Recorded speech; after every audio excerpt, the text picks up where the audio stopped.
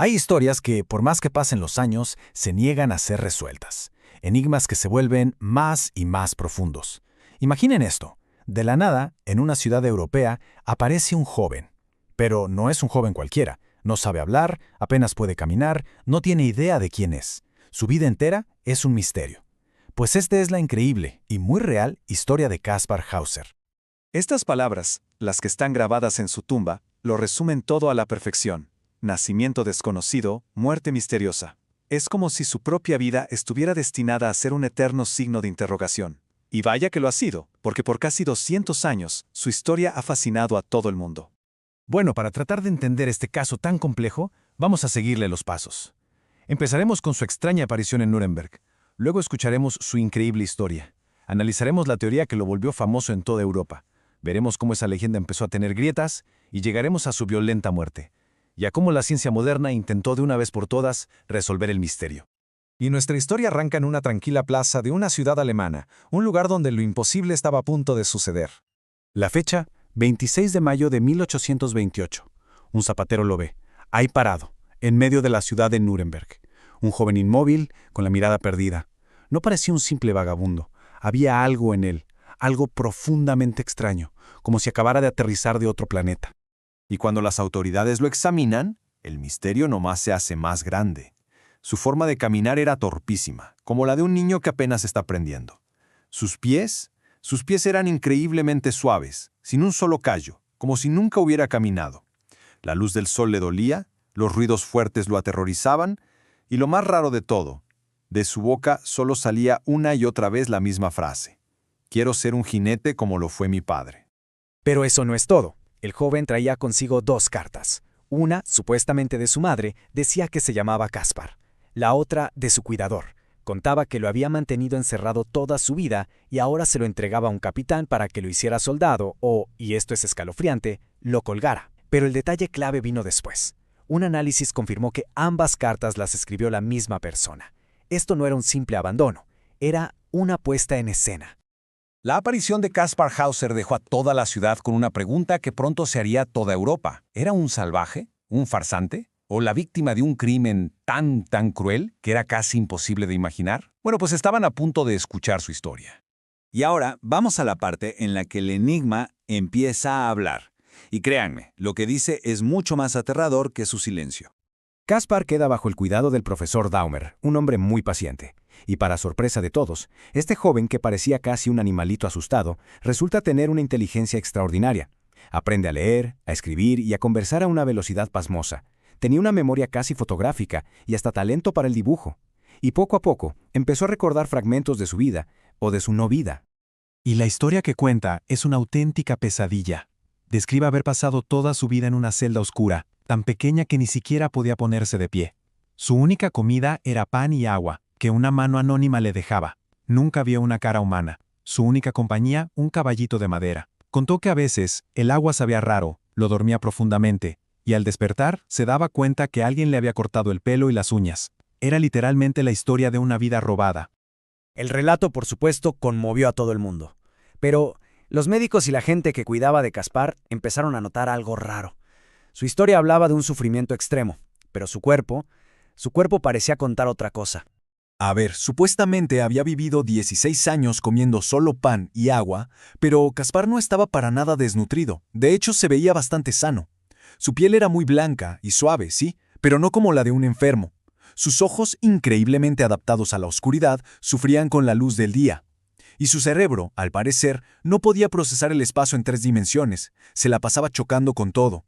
Las piezas simplemente no encajaban.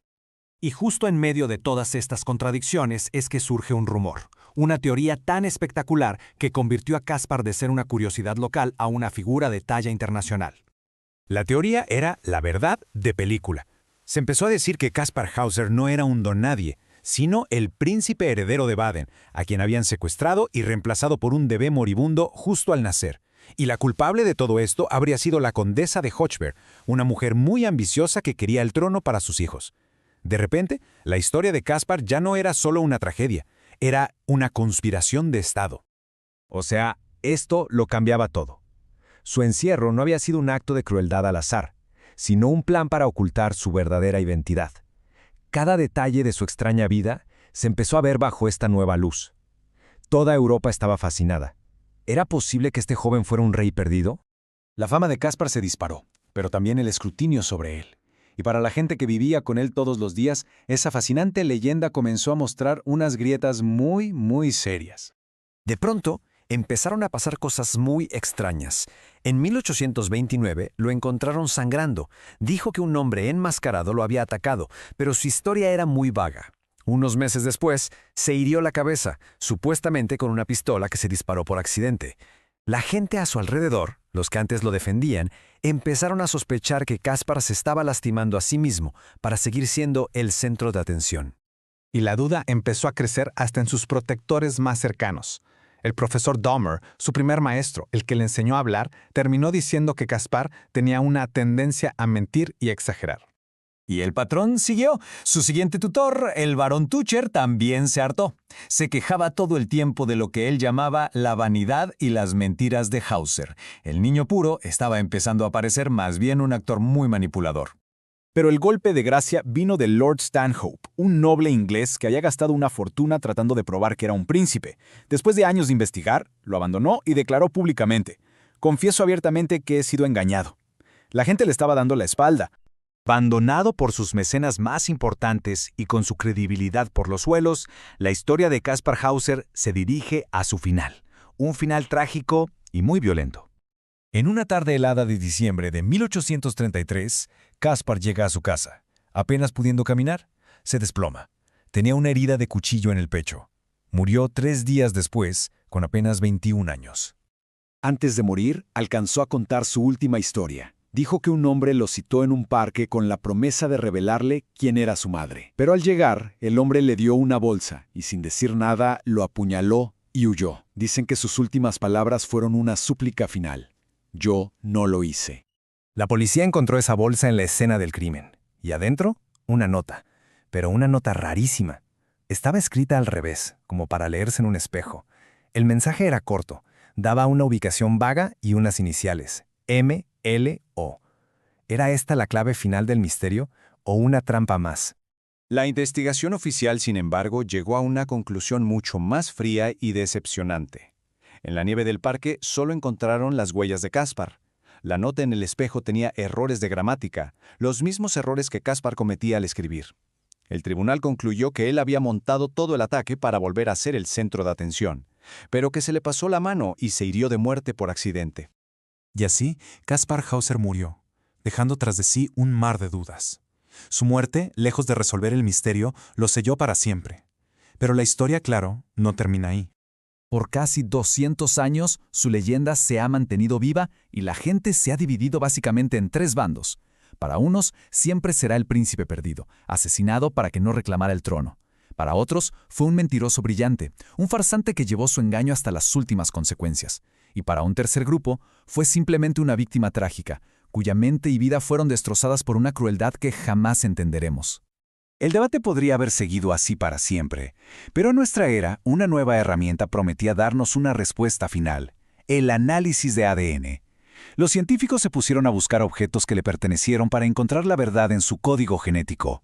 Pero como todo en esta historia, ni siquiera la ciencia lo hizo fácil. En 1996, un análisis de ADN de sus pantalones concluyó que no era pariente de la familia real de Baden. Caso cerrado, ¿no? Pues no. En 2002, otro equipo analizó material de un sombrero y llegó a la conclusión opuesta, que la coincidencia era muy alta. El misterio, en lugar de resolverse, se hizo más confuso. ¿Cuál prueba estaba bien? El debate duró décadas, hasta que llegó un análisis final y definitivo en 2024. Y la respuesta final de la ciencia más avanzada es contundente. La probabilidad de que Caspar Hauser fuera el príncipe de Baden es 0. El estudio de 2024, usando las técnicas más modernas y todas las muestras disponibles, le puso punto final a la teoría más famosa de todas. Científicamente está comprobado, Caspar Hauser no era el príncipe heredero de Baden. La leyenda que le dio fama mundial era falsa. Pero aquí es donde la historia da su último y más fascinante giro, porque resolver esta parte del misterio solo ha hecho que el enigma principal sea más grande y más oscuro.